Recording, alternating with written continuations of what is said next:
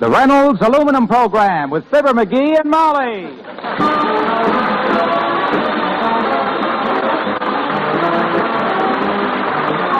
The Reynolds Metals Company, makers of Reynolds Aluminum, presents Fibber McGee and Molly, transcribed with Bill Thompson, Gail Gordon, Arthur Q. Bryan, and me, Harlow Wilcox. The show is written by Phil Leslie and Keith Fowler and directed by Max Hutto, with music by the King's Men and Billy Mills Orchestra.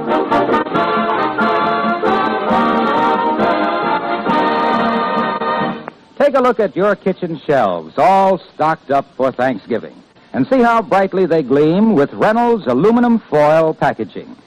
It will help you realize that you reach instinctively for the foil packages when you shop as your best assurance of quality. Cereals, cookies, dried fruits, dehydrated soups, butter, margarine, cheese. You'll find that your favorite brand of each of these is kept at its best in Reynolds aluminum foil. That's a major reason why you buy it. Even the breadcrumbs for that turkey stuffing comes packaged in foil, and the plum pudding has its bright foil label. And of course, right close at hand is your favorite Reynolds wrap, the original and genuine, the pure aluminum foil. With Reynolds wrap, you keep leftovers fresh just as famous brand foods are kept, with the unequaled protection of Reynolds aluminum foil.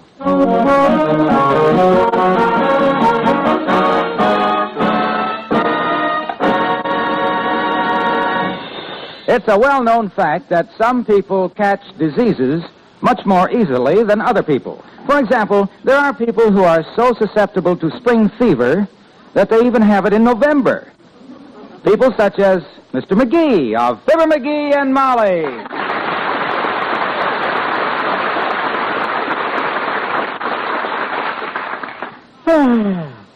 My goodness, dearie, all you've done this morning is yawn. I hope it's not the company. No, it's just me, kiddo. I got no more pep than a teaspoonful of flat ginger ale. Well, I certainly don't know why you should be tired. You went to bed early and had 10 hours sleep. How was I laying when I went to sleep? On your back. How was I laying when I woke up? On your stomach. I thought so. It's that rolling over that wears a guy out.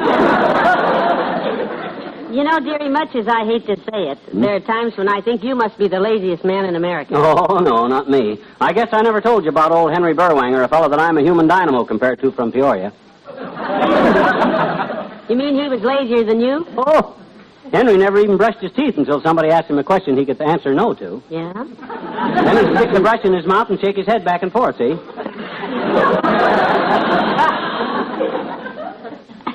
Well, I'm sorry you picked today to try for his championship. I need your help around the house. What kind of help? Well, I just finished a new batch of preserves, and you could put the jars up on the pantry shelf. Oh, gee, kiddo, it ain't healthy to work indoors on a day like this. It's too stuffy. All right, the yard's full of leaves. You could rake them up and burn them. Gee, kiddo, it ain't healthy to work outdoors on a day like this. It's too chilly. I give up, if those aren't the flimsiest excuses. Come in. Oh, good morning, Dr. Gamble. Good morning, my dear. And a passing glance at you, leadhead. Hi, jelly tummy. Which would rhyme if there wasn't a lady present. Would you like a cup of coffee, Doctor? There's still some on the stove. Oh, thanks, Molly, but I just had some at the McGregor's house. I dropped by to see how Mrs. McGregor felt after her operation, and she insisted I stay for breakfast. Oh. Say, I thought you operated on her 3 months ago. It's almost 4 months. Well, then why are you still calling on her? Does she have complications? No. Adhesions? No. Well, then what does she have? The best pancakes in town. I might have known. You're the only doctor I know who spaces his house calls, so he always gets there just at mealtime. Who keeps your appointment book, Duncan Hines? I know more good places to eat than he does, my boy. You had any other calls this morning, Doctor? Yes, I got a frantic call from Clarence Bobbitt that he'd gotten something in his eye, so I stopped by there and did what I could to relieve his pain. My gosh, what a panty waist that Bobbitt must be. Gets a speck of dust in his eye and yells for a doctor right away. I didn't say he got dust in his eye. Oh? He had an argument with his wife and got a well-aimed fist in it. Well, what was the argument about? Well, they found a $10 bill hidden under the rug, and both of them claimed it. Who got it? I did, for treating his eye. And now the Wistful Vista garage will get it. The garage, huh? Mm-hmm. What's the matter? That old bucket of old shoe drive falling apart again? No, it's running fine, but it needs a polish job. Too bad they don't make cars out of blue serge. What you mean? Well, my pants get shinier all the time, and it doesn't cost me a penny. Do they really charge $10 for polishing a car? Yes, and I hate to pay it. You don't have to pay it. Polish the car yourself. You're a big, strong boy. Oh, not me. That's a chore, son. Okay, if you're scared of a little work. Heavenly days. Listen to who's talking about being scared of work. Have you ever polished your own car, McGee? It's a big job. Ha! Only seems like a big job to you on account of you ain't the type of guy that works like I'm one that loves to. Oh, the lightning will strike any minute now. I still say you couldn't polish a car. Oh, yeah, well, I'll bet you a buck I can polish. I'll bet you a buck I can do it blindfolded. Are you serious? Sure. Then put your money where your mouth is. Huh? Well, there isn't enough money in town to fill that wind tunnel. Oh. You're betting me a buck I couldn't polish my car with a blindfold on? Right. It's a bet. This will be the easiest buck I ever made in my life. McGee, are you actually going through with this? All the way. Bring me the car polish and some rags out of the storeroom, kiddo. And bring an extra rag to blindfold me with. All right, dearie, if you insist. Winning this bet from you is going to be a cinch, Fatso. I ought to call the Poultry Raisers Gazette and tell them about this. The Poultry Raisers Gazette? Yeah, I got myself a 300-pound pigeon, boy.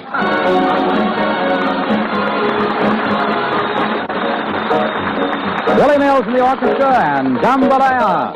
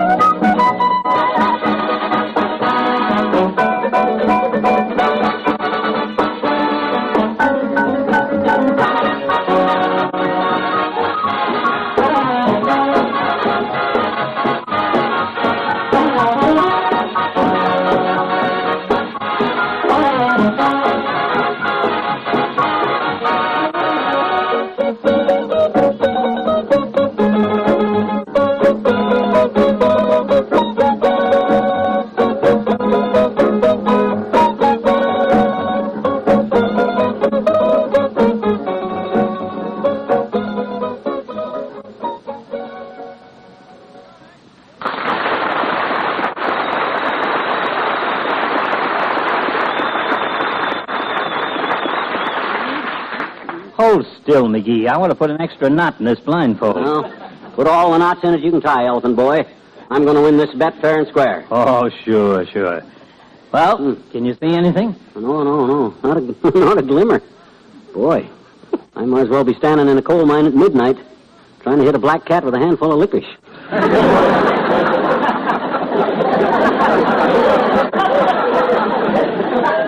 Good. Do you have the polish and the rags, Molly? Right here, Doctor. Well, then I'll take our hero by his hot little hand and lead him to his doom. Oh, yeah. Doom my clavicle. I said I could polish my car blindfolded, and I meant it. You've lost a buck, Pudge Pot. We'll see about that. Careful going down the steps. There's 5 of them. There's 6 of them. Well, it was worth a try.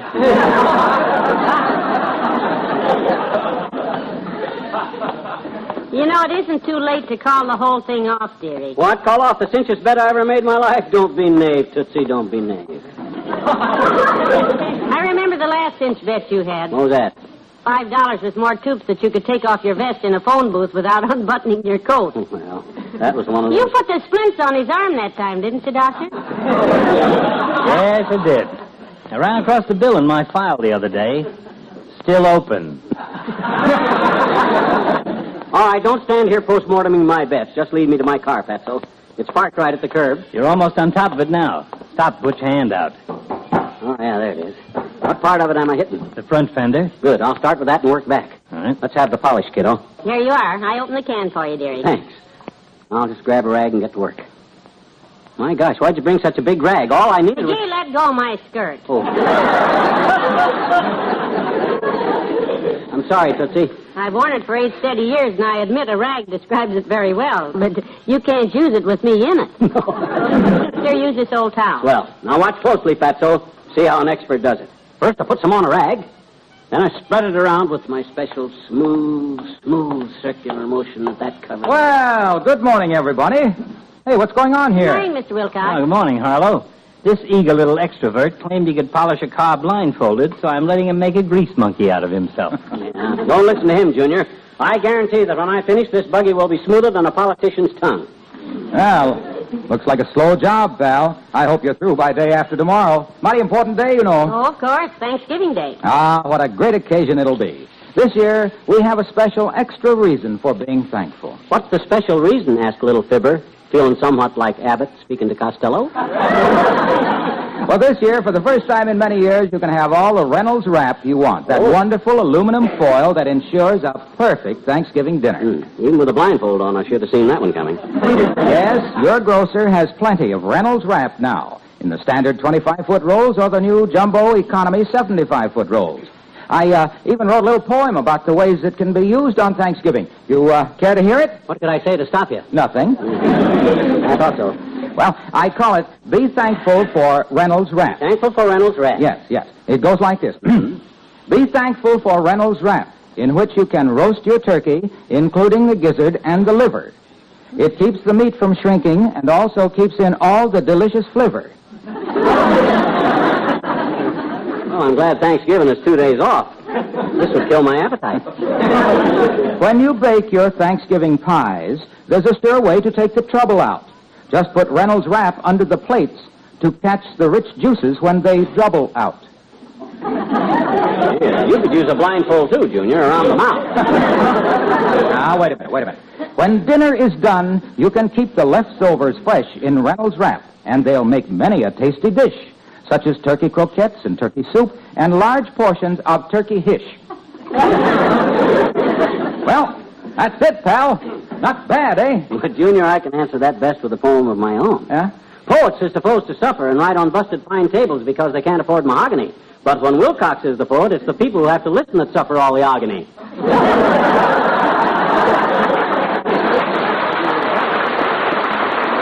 Okay, goodbye, pal. Bye, Harlow.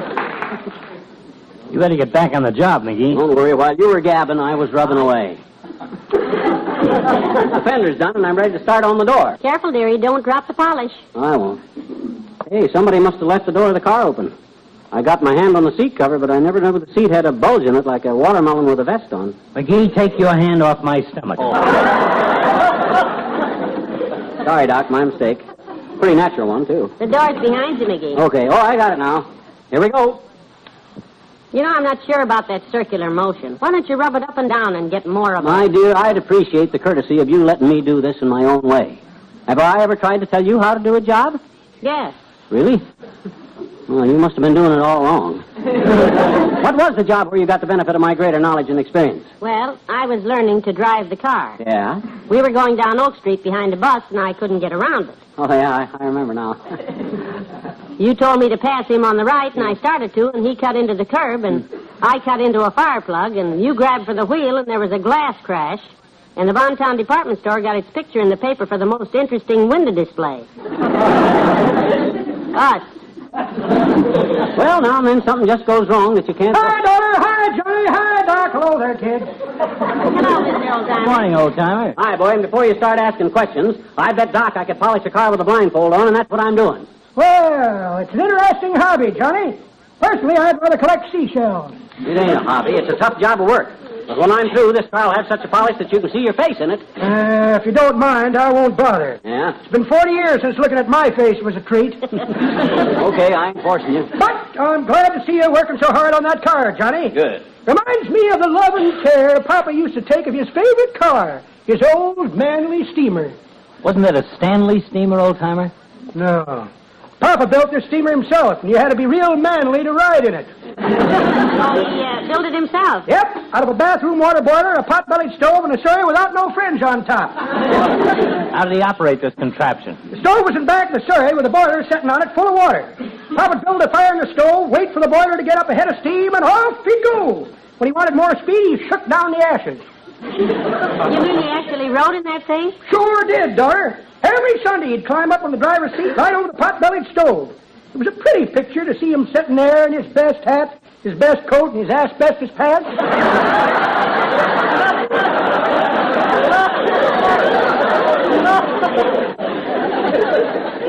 Just drove on Sundays, huh? Yep. Spent the rest of the week cutting down trees for fuel. Luxury-type car, and he only got 3 miles to a cord of wood. I bet he had a lot of fun, though. Yep, and he tried to make money with it, too, Johnny. Yeah? Never will forget the time Papa entered the Manly steamer in an auto race. Well, how'd he do? How'd you do, son? Nice to see you, too. Anyway, there were 3 prizes in this race, and Papa won them all. Won all 3 prizes? Yep. When they was getting close to the finish line, the Manly steamer blew up. Yeah? The water boiler finished first, the pot-bellied stove finished second, and Papa and the Surrey come in third. Go on, kid.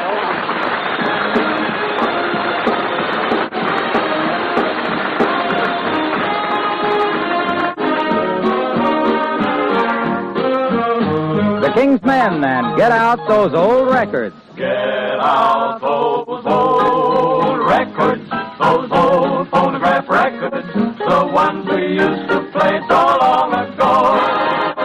What if they sound scratchy? The tunes really were catchy, especially those that said I love you so. I used to beg you over and over to set our wedding day, to get you portable, having affordable, and melt your heart away with all those old, old records, those old phonograph records, the ones we used to play so long ago, long ago. Pull on the record, wind up the crank, not too tight. Set down the needle, turn it on, listen to the tune sound long.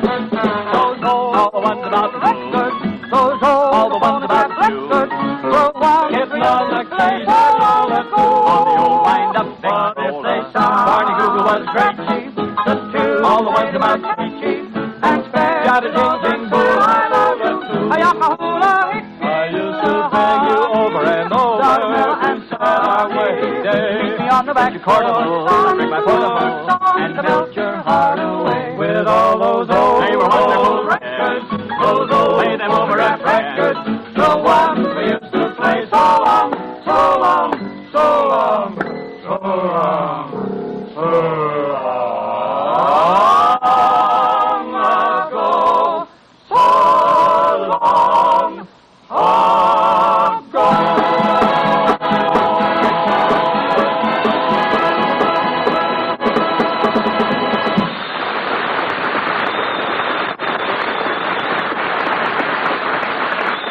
Going, boy. Oh, my back.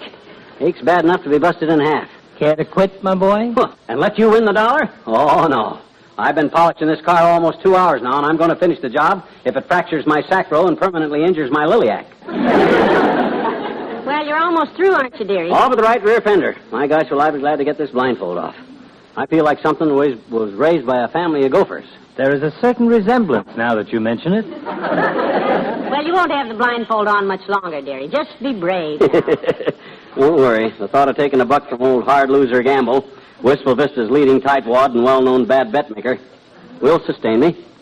My dear, but I wouldn't do this again for all the tea and bags. My arms are about to drop. Good afternoon, Molly. The doctor. Oh, good afternoon, Mr. Oh, hi, Latrivia. In case you didn't notice, I'm here, too. And if you'd like to know what I'm doing... You're polishing the car because you could bet Dr. Gamble you could do it blindfolded. How'd you know? Simple. I thought of the most ridiculous thing a man could do, and it had to be right. Oh. One of your snippy days, huh?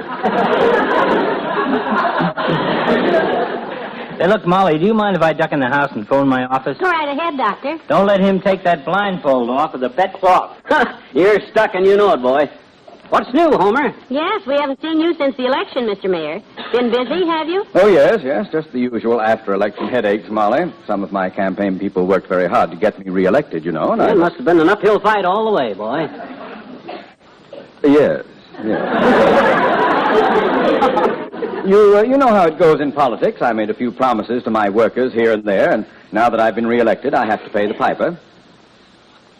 What'd you promise him, Latriff? What did I promise?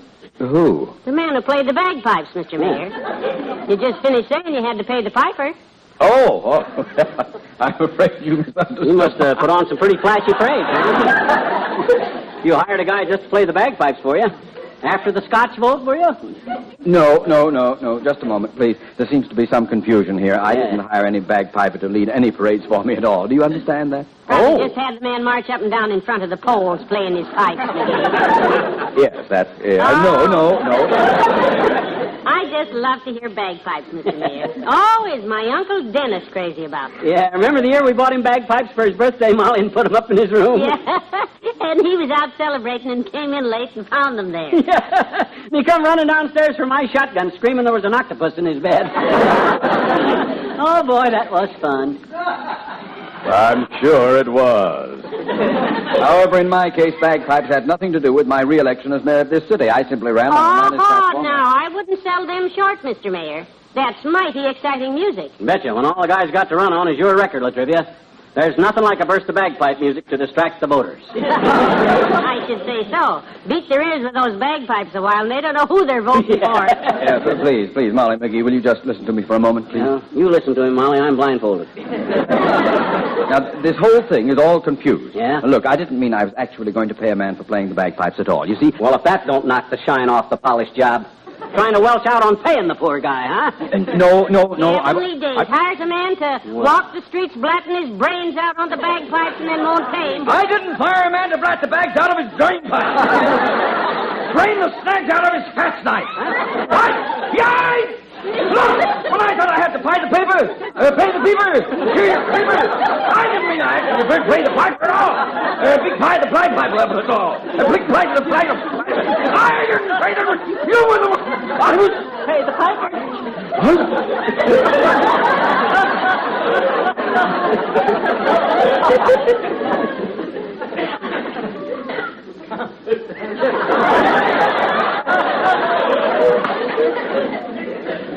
McGee? Yes, boy? I'm taking a party of friends out to Dugan's Lake duck hunting in the morning. I'd like you to join us. Oh, swell, boy. Where'll I meet you? Out at the lake. Yeah? When you come through the marsh, McGee, quack like a duck so we'll know it's you.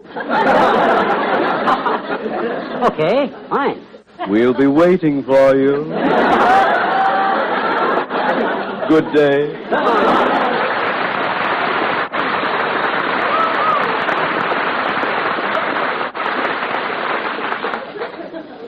Don't you go, dearie. You're liable to... Oh, did you talk to your office, Doctor? Yeah. Did your little cheater take his blindfold off? Not a peep, Doctor. He's just about finished, though. Yep. Just polished the last hunk of fender.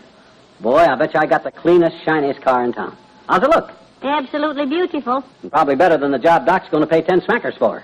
Well, how about it? Do I win, Fatso? You win, McGee. Good. Never thought you could do it. Mm. Take off the blindfold and see how it looks. Yeah. My gosh, I'm so used to it, I forgot I was still learning. Now, off it comes. Ooh, like that. Oh, boy. That is a honey of a job. Boy, my back will be sore for a week, but it's worth it. If I can prove Hey. Yes? That's not my car. That's your car. I know it. Yours is parked over there. Why, you big fat double-crosser, you. Well, that's why you put the blindfold on me in the house. Stop beating. Why? You won the bet, and I'm happy to pay off, especially since it saves me $9. And you, kiddo. You. The wife I took for better, half or worse. You helped him bamboozle me. I did that. I thought you deserved a little lesson for not helping me with the household chores. Huh? Anyhow, there's no harm done. No harm done? You call it no harm when for a measly buck I busted my back and made myself a flunky for this lunkhead who ain't got the...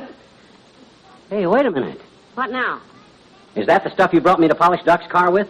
Yes, that large can. There's no label on it, but it was where you always keep the wax. Oh. Oh, my gosh. I'm sorry, George. This is a dad-ratted shame, you know what? With the blindfold on, I couldn't see what I was using. What do you mean? What's the matter? That ain't car polish. Huh? The filling station asked me to give that stuff a try. That's a new kind of paint remover. What? Paint remover? Yeah. You spread it on and leave it on for 24 hours, and then all the paint peels off. I'd have known. Oh, no. Yeah. Get the hose. Get me some soap. Get a scrubbing brush. You had me blindfolded, I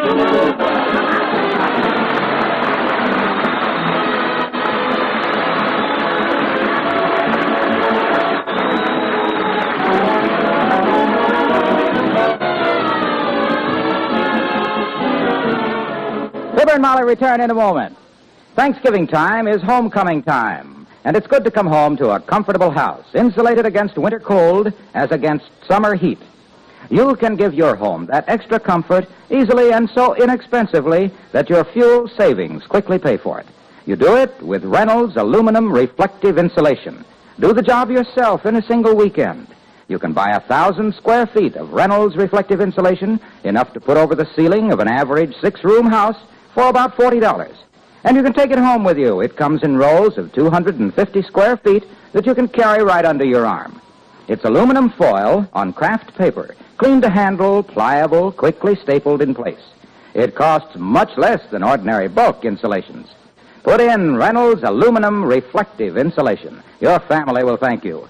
See your building supply dealer or write us for literature. Write to the Reynolds Metals Company, Louisville 1, Kentucky.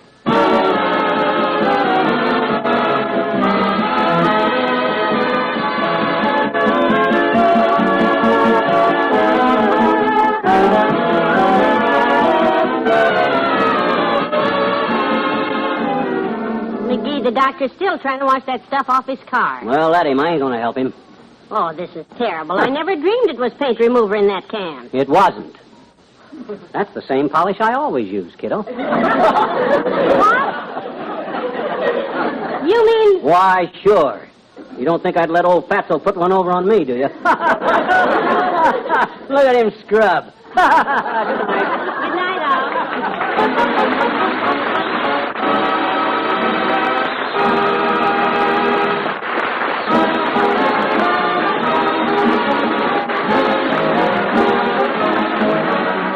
The Reynolds Metals Company, pioneers of progress through aluminum, brings you Fibber McGee and Molly each week at this time. Reynolds Aluminum also brings you Mr. Peepers, starring Wally Cox on NBC television Sunday nights. See your local paper for time and channel. And don't forget to be with us again next Tuesday night. Good night.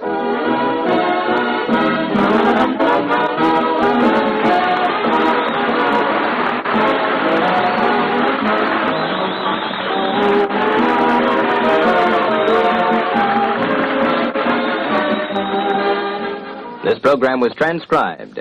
Tonight, play Two for the Money with Herb Schreiner on NBC.